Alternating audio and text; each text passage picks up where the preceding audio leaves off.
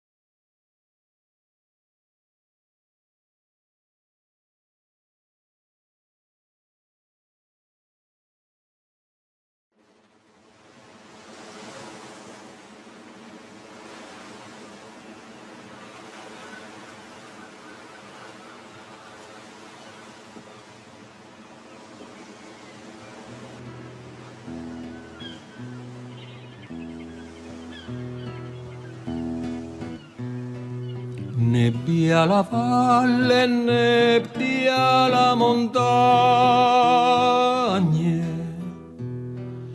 nella campagna non c'è sta nessuno. Addio, addio, amore. Casca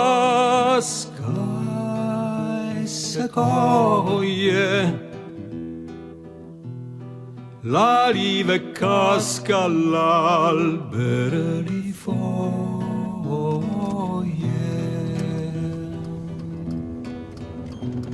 Voici, ça, c'est ma boucherie.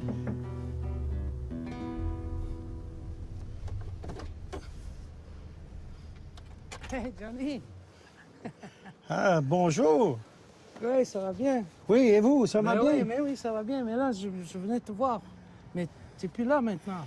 Ben, c'est fermé. Ah oui? Ben, c'est encore à moi, là, mais Ouais. c'est fermé. Ah oui? Est-ce que je peux faire quelque Ben chose pour oui, vous? j'ai eu du caribou là, de mon cousin qui s'en vient du nord, Oui. qui est dans le train. Et dans le train? Je voulais te l'amener pour que tu puisses t'en occuper, le trancher. Ben, je voudrais bien le faire, mais je peux plus y fermer la boucherie. Peut-être une autre fois. Dire ton cousin, c'est trop tard pour le couper. Non, mais regarde, mais en même temps, Johnny, je venais te voir parce que je voulais t'offrir un cadeau. Ça, c'est le dernier album que j'ai fait. Il y a de la belle musique. Merci beaucoup. Moi, la musique, j'adore, surtout quand c'est toi qui la chante. Mais toi aussi, t'es pas mal. Hein? Mais oui. Sole mio! Mio sole mio, oui. Tu me donnes un coup de téléphone quand c'est Mais prêt. je vais aller te pourrais- voir, je vais aller te voir. Bon, va te voir à la maison, c'est parfait. La guerre est presque finie, n'était pas finie. Tout était bouleversé. Donc, on cherchait du travail. Dans la première émigration, ils sont arrivés pour aller à Belgique. Et on a commencé la petite vie là-bas tranquillement. Pas vite, donc papa travaillait, l'argent rentrait, on pouvait acheter le manger. Par volonté, ben, assez pour manger. Qu'est-ce qu'on on pouvait pas manger à Saint-Nicandro, qu'il n'y avait rien. Puis moi, j'avais commencé un travail dans une petite usine, mais le gouvernement belge a dit tous les immigrants, il faut qu'ils travaillent dans les mines.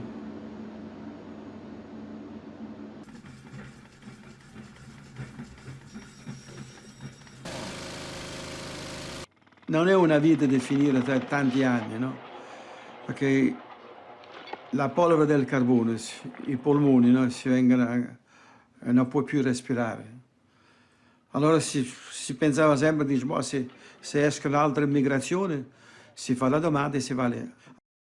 Fait que je pars, je prends l'autobus de Bruxelles jusqu'à Amsterdam. À Amsterdam, je prends l'avion, la KLM, pour venir au Canada.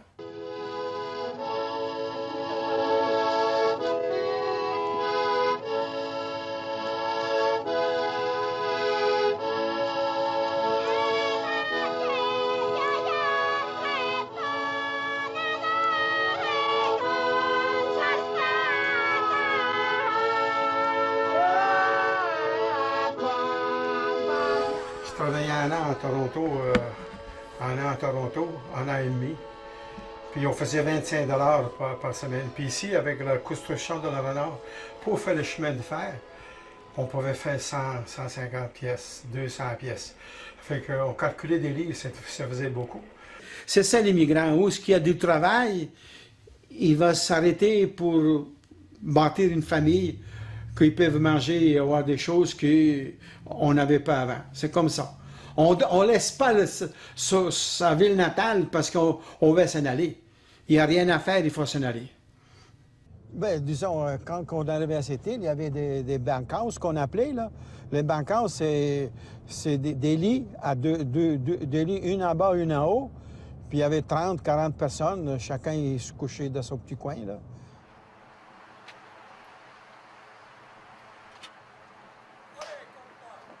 L'ho incontrato a Stefferville, 50 gradi sotto zero, pantaloni tutti leggeri, un paio di scarpe mocassino, pensate.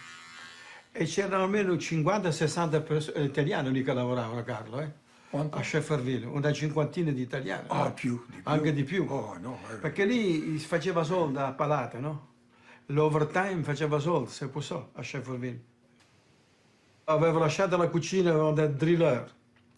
Con la machine, fare i buchi, si metteva la dinamita, mettevi i fili, si distantava, boum! Il minerai, il sautait. Ça faisait 2 ans que j'étais là-bas, puis je suis descendu pour Pâques, c'était en 1957, c'est 10 avril. Puis il dit, il y a une boucherie qui se vend, tu as venu finir ton diplôme. Il dit, j'ai parlé avec le monsieur, puis on s'est mis d'accord. J'ai acheté, puis j'ai jamais plus monté à Stefferville. J'aimais bien Stefferville, mais il faisait trop froid. Alors moi, j'ai rêvé du soleil.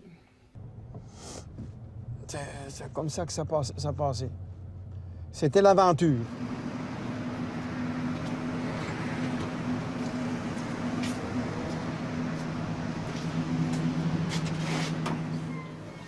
Il signor Stea. Ah, signore, come come va?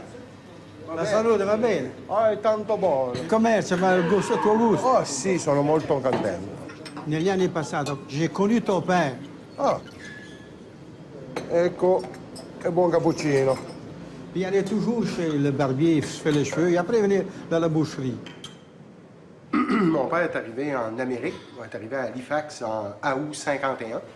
Il a contacté son frère qui était dans un petit village sur la côte nord du Québec, Sept-Îles, où ce qu'on est présentement.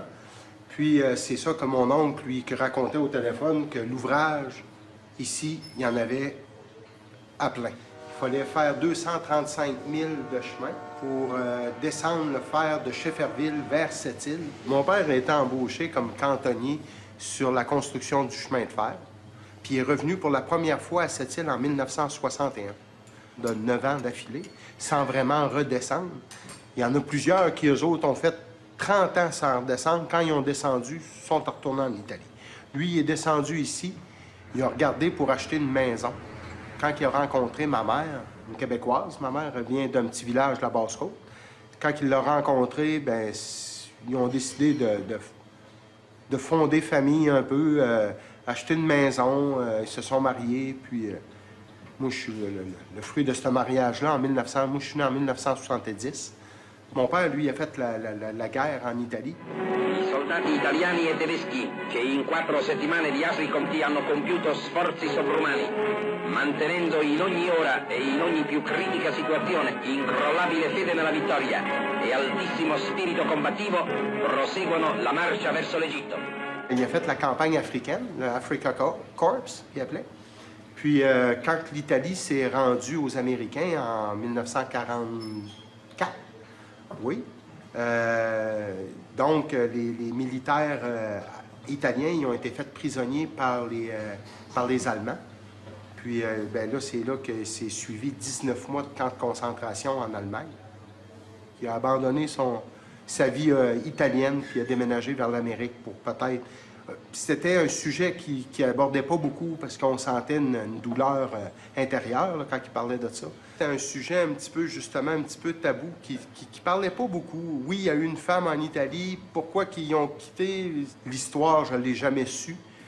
Probablement, ben, je la saurai jamais parce qu'il est décédé maintenant, ça fait 22 ans.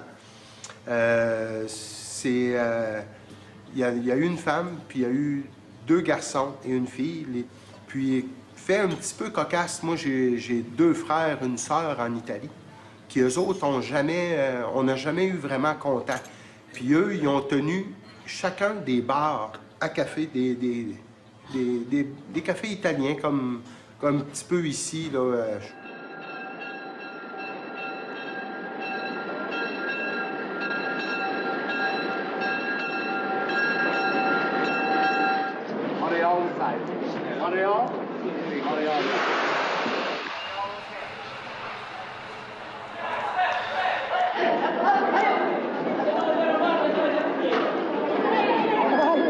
Ça me rappelle ce que j'ai vécu, surtout l'arrivée à Montréal. Moi, je suis arrivé ici en 58, et surtout avec l'escalier roulant, et les gens qui nous attendaient en haut, et mon père qui était là, que je n'avais pas vu depuis 2 ans, parce que lui, il était arrivé ici en 56, OK? Et je l'ai retrouvé en haut de cet escalier. Il nous a fait venir, ma mère et moi. Et on a décidé de s'établir ici par la suite, en fait. Et je me souviens, la dernière journée d'école, nous, on avait un prof en Italie, j'étais en 5e année, qui était fasciste. Et alors, il a dit à la classe au complet, vous savez, Tan s'en va parce que son père est au Canada, il cherche du travail, on peut quitter la patrie pour ces raisons-là. La grande motonave Vulcania, rinnovata nei motori e negli allestimenti, ha ripreso la navigazione transatlantica. Essa porta nei mari del mondo un nuovo primato della tecnica e del lavoro dell'Italia fascista. Oui, on a pris le bateau à Naples avec la Vulcania. Il y avait beaucoup de gens qui étaient à bord, beaucoup d'Italiens en fait. C'était surtout des Italiens. Et on est arrivé à Halifax 11 jours plus tard. Et de là, on a pris le train pour Montréal.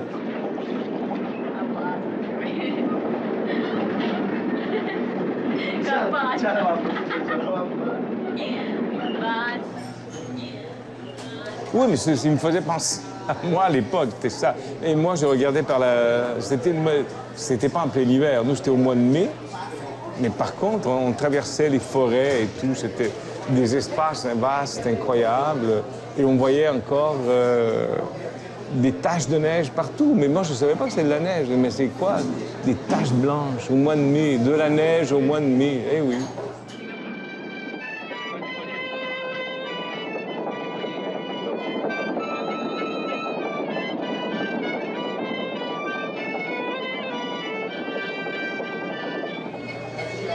C'est un plan magnifique avec l'archet.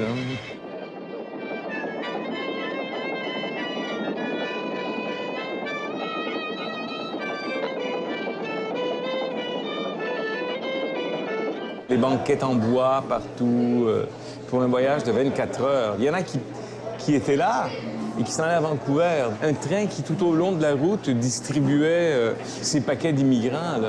Mon père est arrivé et puis il s'est trouvé quelques jours plus tard à travailler à Piémont, qui est une petite ville à peu près à 50 km de Montréal. Et il travaillait dans un restaurant italien. Il était heureux. Il m'a pris par la main un jour, il dit « On va aller voir, on va t'inscrire à l'école. » Et là, ils nous ont dit « Est-ce que vous êtes catholique ou protestant ?» Ah non, on est catholique, alors c'est pas ici. aller à l'école à côté. On était à l'école à côté, et je me suis inscrit et tout. J'étais le seul Italien de la classe, de l'école. Et lorsqu'on était voir le directeur la première journée, il nous dit est-ce que votre fils a un chapelet? Moi, je regarde mon père, il me regarde, c'est quoi un chapelet? Un chapelet. Je ne savais pas c'était quoi, tu sais. Un rosario, tu peux t'imaginer, un rosario. Cosa c'entra?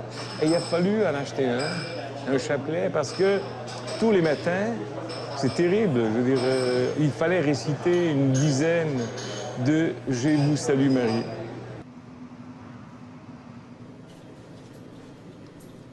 Il est bon. Grazie. Peut-être mieux qu'en Italie, hein? Si ton père aurait été vivant, il aurait été content de voir qu'est-ce que c'est la réussite que tu as faite. Ah, ben merci Je suis beaucoup, parce que... je suis sûr et certain qu'il aurait été fier de toi. Tu sais, je l'ai fait pour moi, oui, mais un petit peu inconsciemment, un petit peu avec une pensée pour mon père.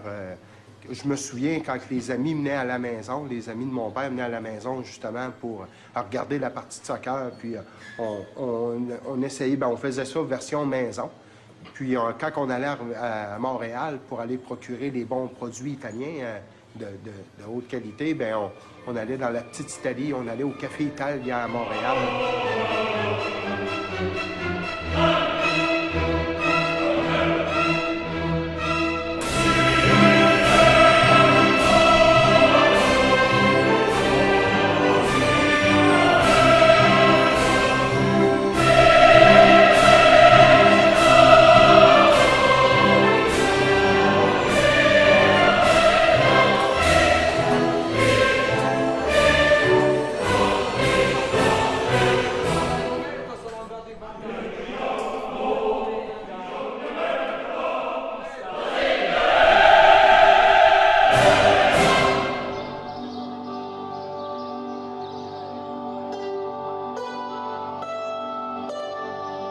Je suis prêt à défendre toutes les choses qui sont vraiment italiennes.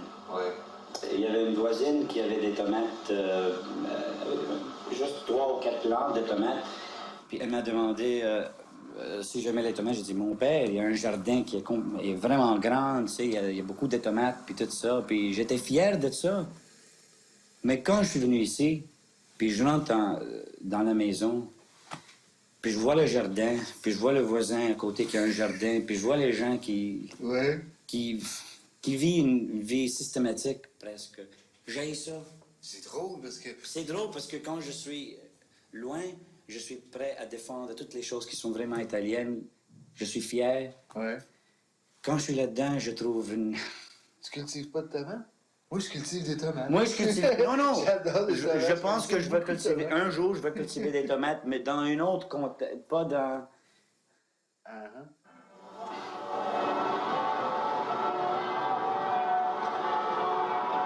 Mais c'est étrange parce que quand je vais chez nous, ma mère, elle m'a dit une fois que je suis pas un vrai Italien. Quand je suis à Toronto, des gens me disent que je suis Italien. Je suis ethnique, là. Je viens au Québec, je suis pas Québécois. Je vais chez nous, je suis pas Italien. Je connais les Québécois, je connais les anglophones, je connais les Italiens, mais avec cette expérience-là, moi, je suis ni un ni l'autre.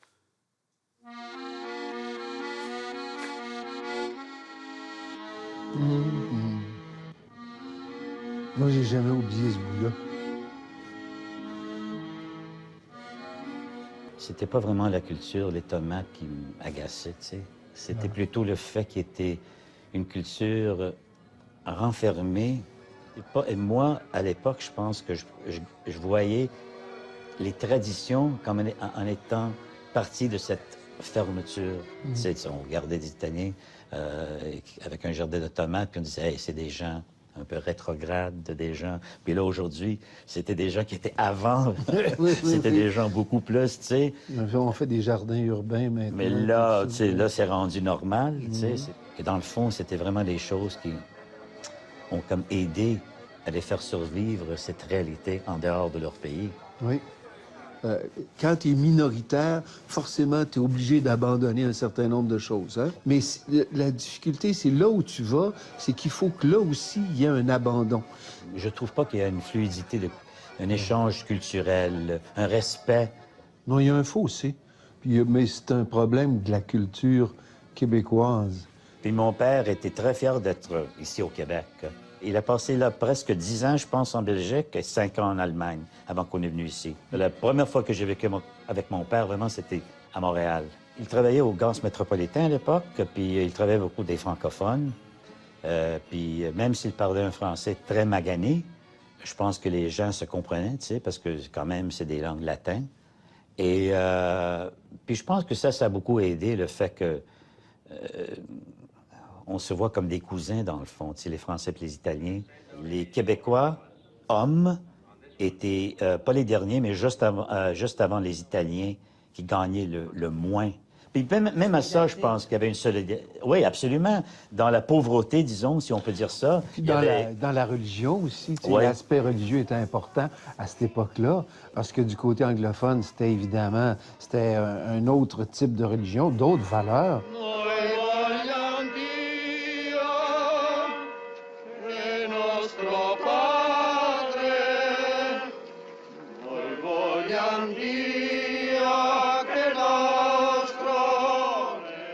Ma mère, c'était un enfer. Elle n'aimait pas du tout. Elle ne voulait pas immigrer, ne voulait pas quitter sa famille, en fait. Et lorsqu'elle s'est retrouvée ici, elle s'est retrouvée complètement isolée, dépaysée. Et elle a dit pourvu que dans le bateau, dans la cabine, ce ne soit pas des Calabrais, là, tu sais. Et c'était une famille calabraise qui était là, une grande gentillesse. Des préjugés très, très superficiels. Parce que ma mère, c'était une femme de gauche, premièrement, communiste. Parce que nous, on venait d'une famille communiste, très engagée politiquement. Elle était toujours en chicane avec le curé de la paroisse. Elle l'a giflé même une fois. C'est une femme très orgueilleuse. Donc de devoir poser ce geste humble de dire « je m'en vais ». Comme tous ces pauvres, les Iterroni du Sud qui devaient partir. Elle a été d'une Massarta, une couturière très très habile en Italie. Elle était un peu en colère contre l'Italie qui avait laissé partir tous ces gens-là dans une grande indifférence. Cette Italie qui, disait elle, ne lui avait strictement rien donné, sauf un coup de pied derrière pour qu'elle parte. Et elle a gardé un ressentiment par rapport à l'Italie, très très grand, là, tu sais.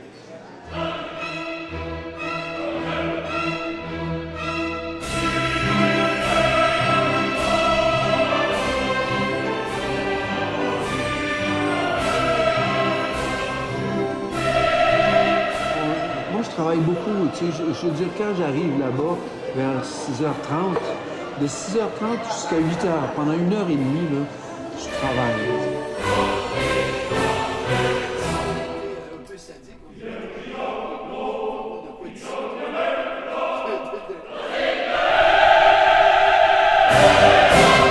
Faire le film, c'était passionnant. Jouer en italien, la langue de mon père, que je ne parle pas, pour moi, c'est fantastique. C'est fantastique, c'est une découverte.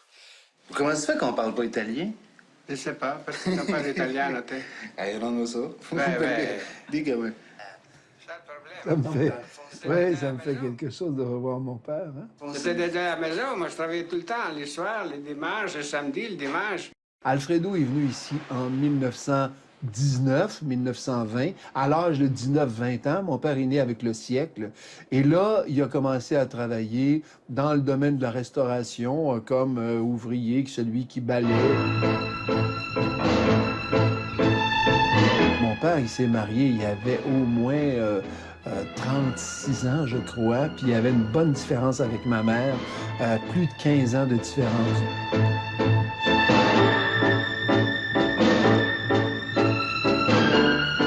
Mon père était un très bon danseur, ma mère était une très belle femme, alors je crois que le danseur a séduit la jeune femme.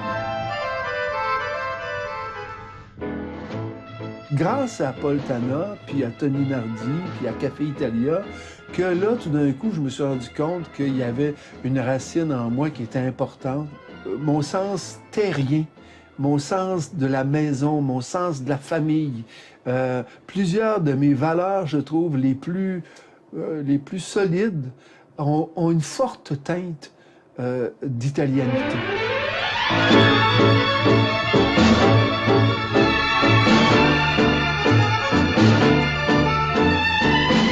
Moi, je suis né dans une culture qui est très autochtone dans ce sens-là. Tu sais, mon père était très un homme de terre. Ici, les gens étaient des paysans. Mais à cette époque-là, les Autochtones n'existaient pas. C'était l'époque où ils étaient enfermés, sortis de leur famille, envoyés dans des pensionnats, abusés, mis dans des réserves. Puis c'est quand j'ai voyagé au Mexique, où il y a des fortes proportions d'Autochtones, puis là, je me suis rendu compte que j'ignorais complètement ceux qui vivaient chez nous. On est dans un processus de colonisation perpétuelle. C'est-à-dire, ce qu'on fait avec les Autochtones, on le fait avec les autres. J'ai joué dans la mini-série basée sur cette... tu sais, en parlant aussi avec John Chacha, qu'il dit, si on ne peut pas respecter the First Nations, les Premières Nations, on ne peut pas respecter deuxième, troisième, quatrième, cinquième, puis ça, c'est vrai. Ça m'a ouvert les yeux vraiment, 2005, que j'ai dit, mon Dieu, sont encore immigrants dans leur pays.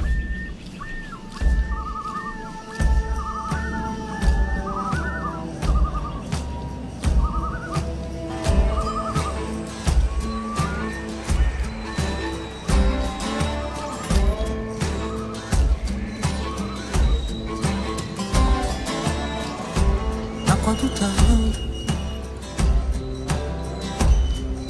À quoi tout t'as tu crois? Camine bem. À quoi tout t'arrange? À quoi tu andas que tu crois? Canto tu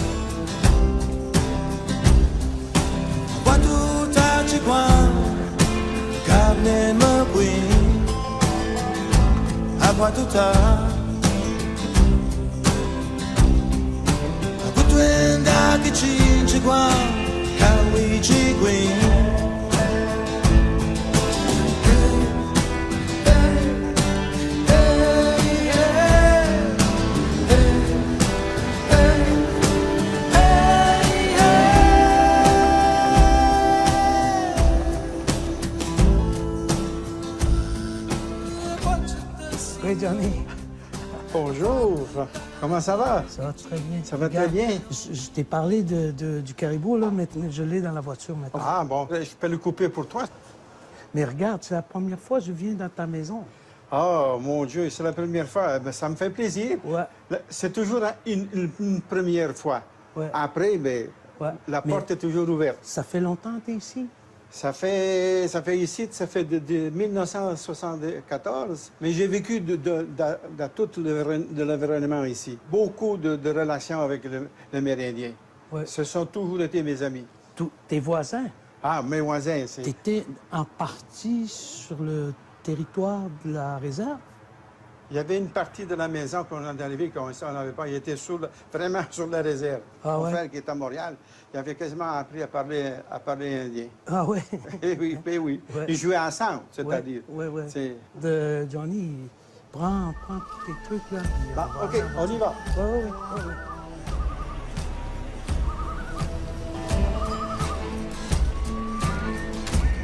Mais regarde, Johnny, c'est ça, là, je vais te montrer, là. La viande, là, tu sais. C'est bon, c'est de belles viandes, ça. Tu l'as fait déjà pour nous autres. Oui, oui, ben oui, ben oui. À quoi tout t'as tu crois? Camine bem. À quoi tout t'arrange? À quoi tu andas que tu crois? Canto tu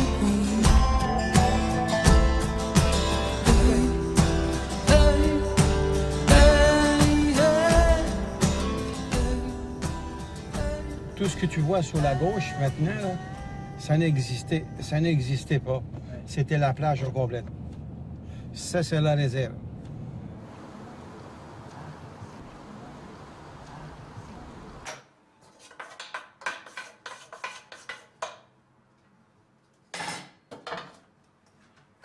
Ça, c'est une autre sorte de taralli. Ça, on faisait ça à Pâques et aussi pour les mariages. Sono arrivata il 10 dicembre 1963. C'era molta neve.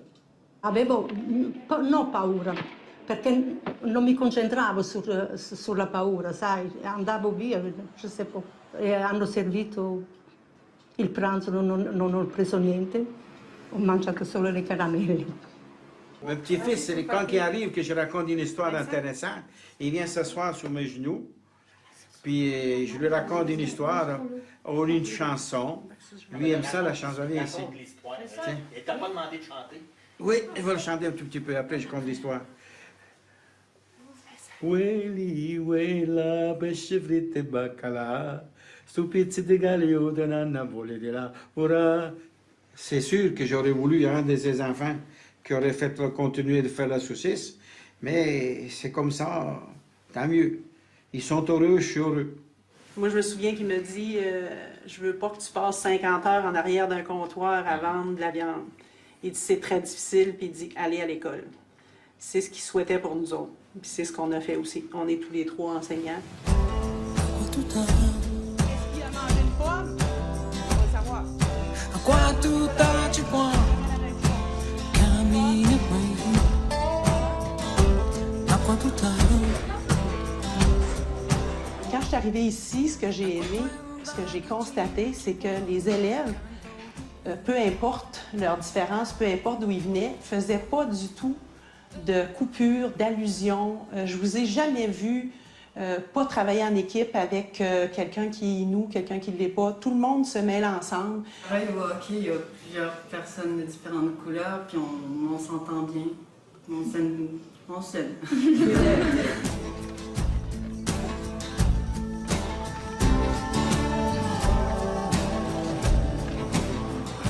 C'est pas papa qui a fait le livre, mais il a été fait à l'école. OK? Puis ils m'ont demandé à moi d'écrire un mot parce que moi, ça fait longtemps que je suis dans l'école. OK? Puis ça, ben, c'est le chapeau à papy. Puis il est écrit en français. Puis de l'autre côté, il est écrit en Inou. Un Italien chez les Inuits. Oui, tu te sens toujours italien parce que par la force des choses, tes parents, ils sont italiens, là.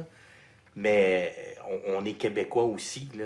Tu sais, c'est plus au niveau de l'enseignement qu'eux nous ont donné, des valeurs qu'ils nous ont données, qui sont de la famille aussi, mais pas juste ça, le respect, puis toutes ces choses-là. C'est pour ça qu'on est québécois, mais on est toujours... En arrière, il y a tout le temps quelqu'un ou quelque chose qui nous dit « Ah oui, vous autres, vous êtes des Italiens. » Mais souvent, mes grands-parents me racontent des histoires de comment ils vivaient les choses, puis... Mais moi, je trouve ça enrichissant puis plaisant.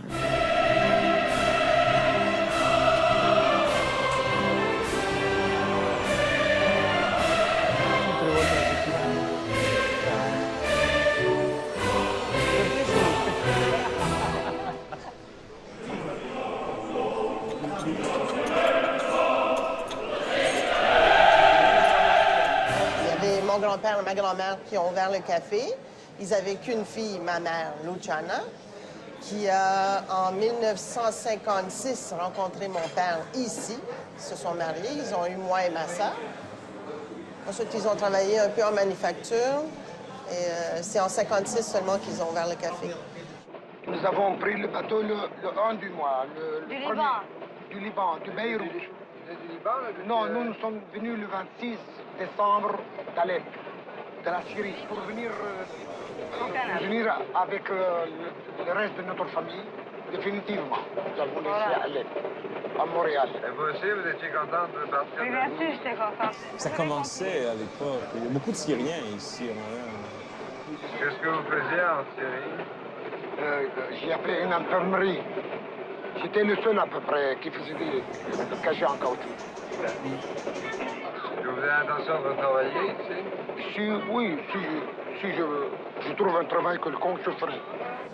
C'est exactement ce qu'on a fait. Alors, qu'est-ce qui est arrivé? C'est que on a quitté Alexandrie par bateau jusqu'en Italie. Gli stranieri residenti in Egitto vengono invitati a lasciare il paese ed ecco giungere a Napoli l'ex-Corda. Il y a beaucoup de Syriens qui viennent ici, oui. Parce que le gouvernement canadien ouvre ses portes. Alors, on est arrivé d'Égypte ici, à Montréal, en 1964. Mon père a des origines syriennes. Moi, je suis né à Alexandrie. À partir des années 58 à 60 quelques, il y avait... les grosses compagnies ont été nationalisées. Et mon père avait une grosse compagnie. Il manufacturait la cigarette. On s'est fait mettre dehors, dans le fond. On a décidé, on a été élevé en français. Donc, on a choisi Montréal et on est venu à Montréal. C'est incroyable.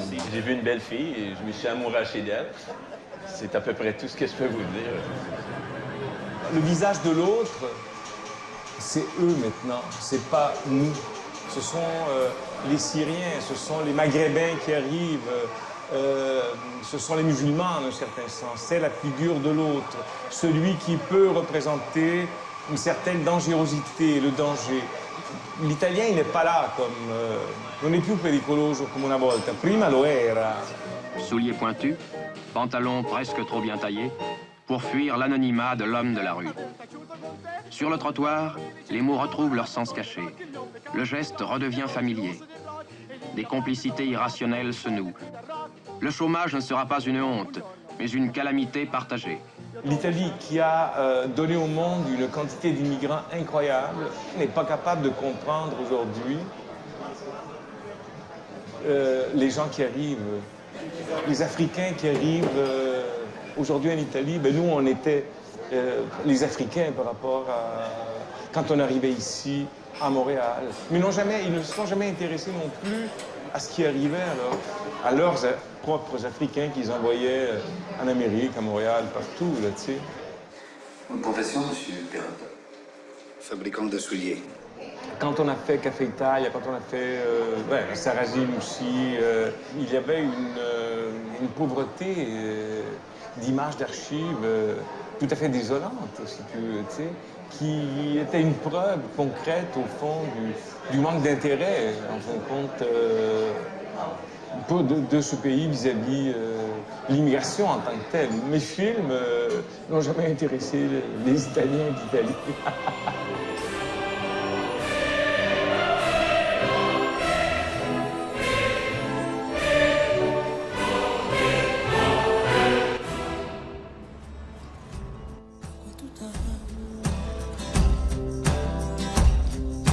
Qua tu taci qua, cammini qui,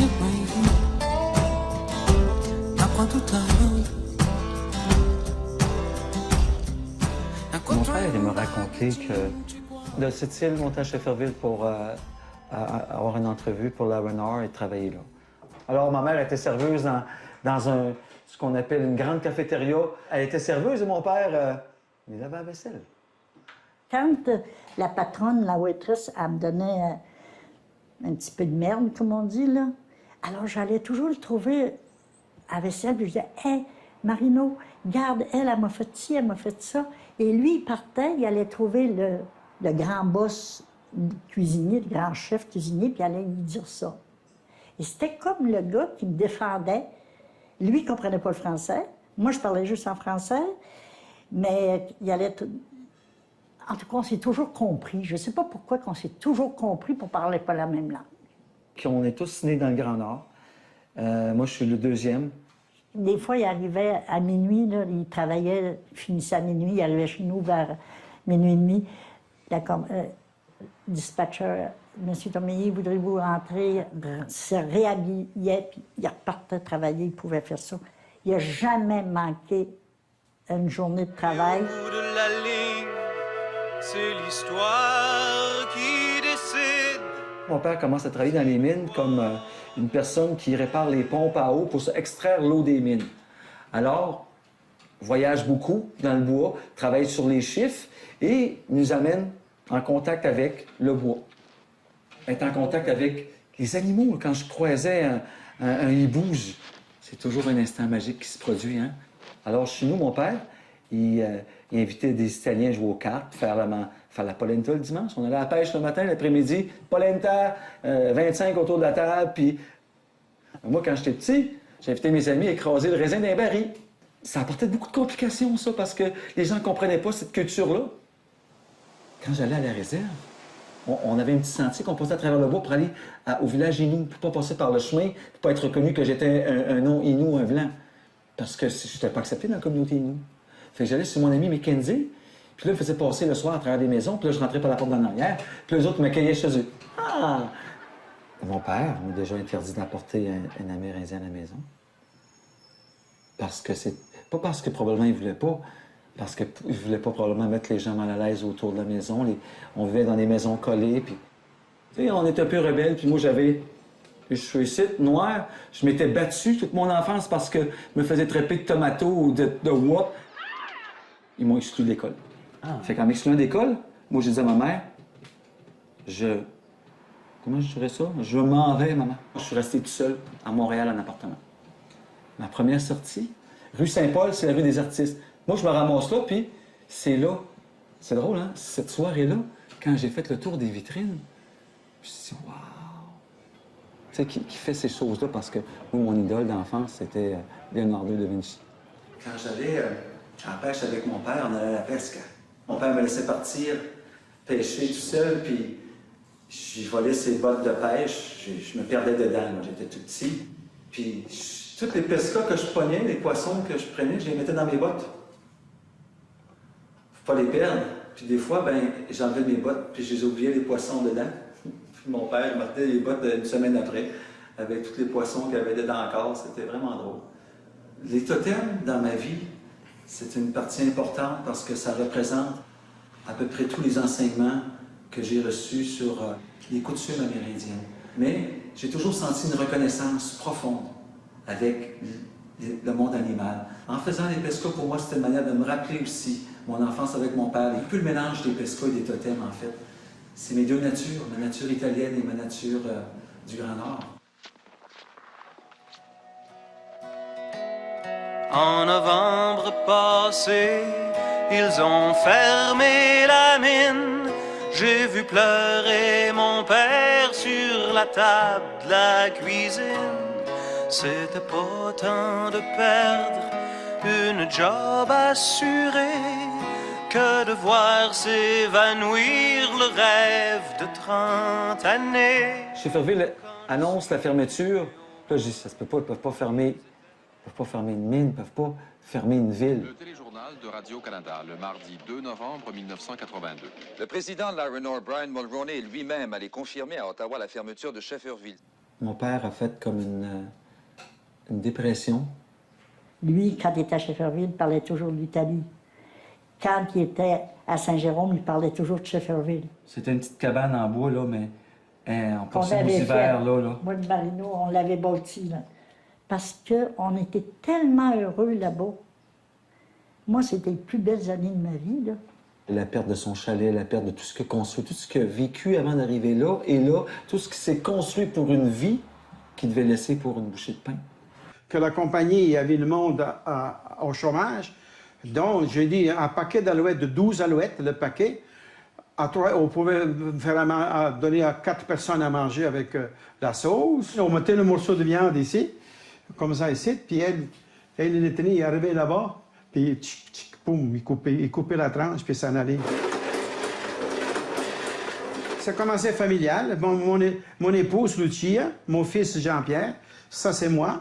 Le secret, c'est l'amour de faire quelque chose. Alors, il y a un mélange d'épices que le goût est resté comme ça. L'héritage italien, tu ne peux pas le perdre, c'est une fierté. On remplit ça comme ça, dedans. Tchic, tchic, on le met là.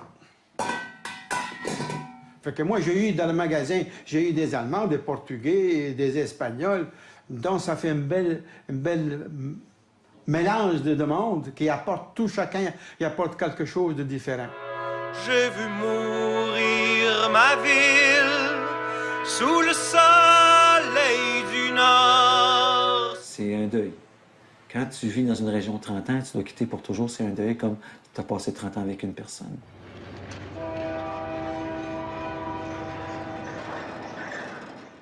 J'étais beaucoup loin de mon père. J'étais toujours parti. J'étais...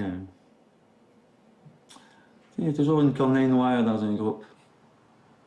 Et beaucoup d'années, mon contact était juste ma mère. Pas parce que mon père voulait pas. Parce que moi, je voulais pas. J'ai une tête de marbre, une testadour. Ça, c'est un mot italien que je connais très bien. Bruno le testadour.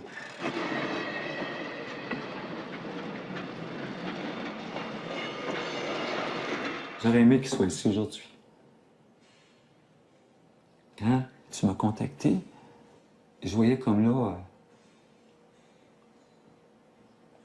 comme une chance. Comme une réconciliation, puis un petit hommage que, peut-être sans le dire, en marquant derrière d'une pièce, je t'aime pas, mais le fait qu'il participe comme migrant, qui connaît STA, qui connaît toute l'histoire, qui est ici aujourd'hui, j'aurais aimé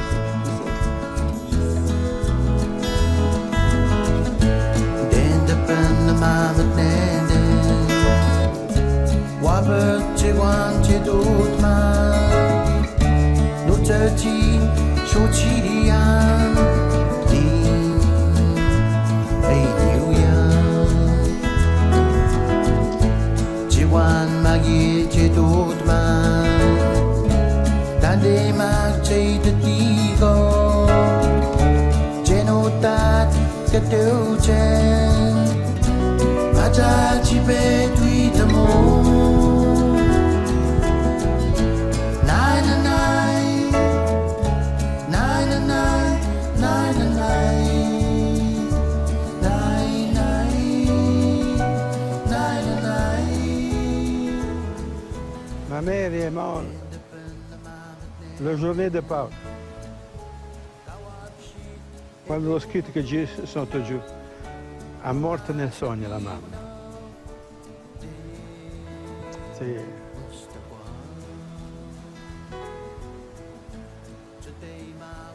C'est comme ça la vie. Il commence, il finit ici. Ce sera la dernière résidence pour moi, pour Lucia.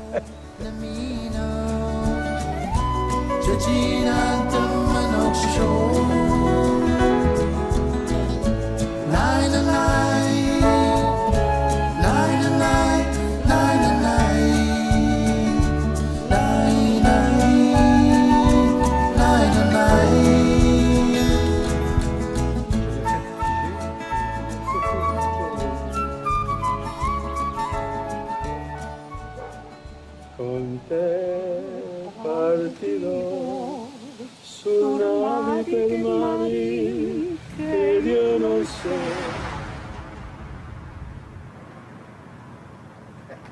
Hey, Johnny! Ça fait plaisir, mon ami. Je suis content de te voir. Puis tu m'as amené... Tu t'as amené des choses italiennes. C'est Madame Lucia qui te les donne. Ben regarde, tu diras merci. Hein? Regarde, mais viens, rentre. Moi, je suis arrivé de l'autre côté de l'océan pour venir au Canada. Et d'autres, ils ont parti de Matane, de la Gaspésie, pour venir rester ici. Donc, j'ai dit, c'est tous des immigrants comme moi. Mais c'était une avance, ça appartenait à vous autres. Oui.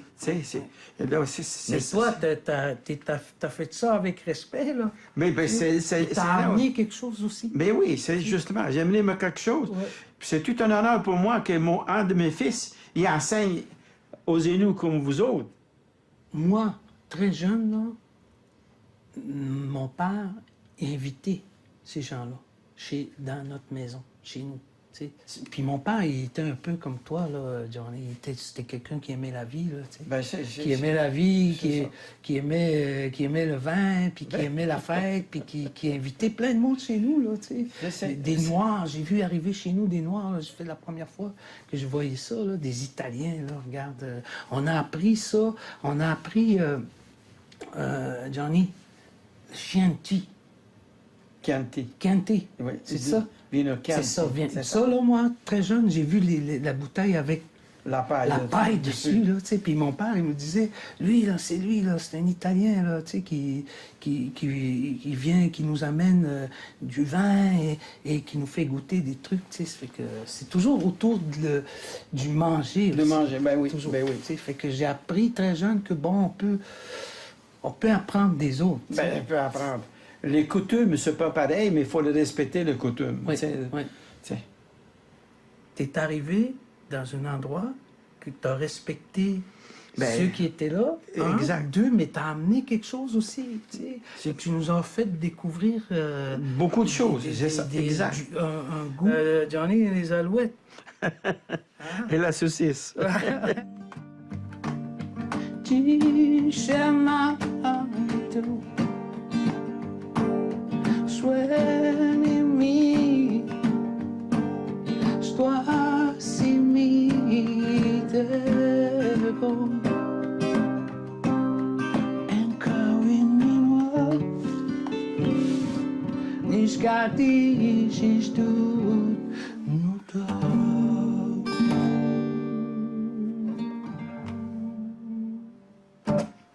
Tu vas rester ici? Oui. Ah oui? Oui. Puis l'Italie? Ben l'Italie, j'aime aller au soleil, à la visite, là. Mais j'ai passé plus de temps ici, Florent, que là-bas. Mais mes enfants ont dit, papa, il dit, si tu veux t'en aller là-bas, qui va, nous autres, il dit, qui va venir te voir là-bas, même dans le cimetière? Alors, je dis, c'est ma deuxième nation que je vais rester ici. Non, mais reste ici, Johnny, t'es bien ici. Je sais, je suis très bien. On est des êtres humains, il faut se respecter et s'aimer, c'est tout. Pas avoir peur de la différence.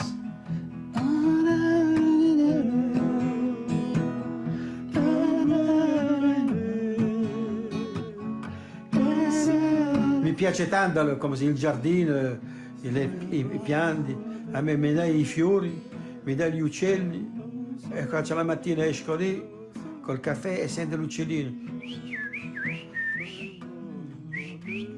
E si sta bene. Si contenta di poco per essere felice.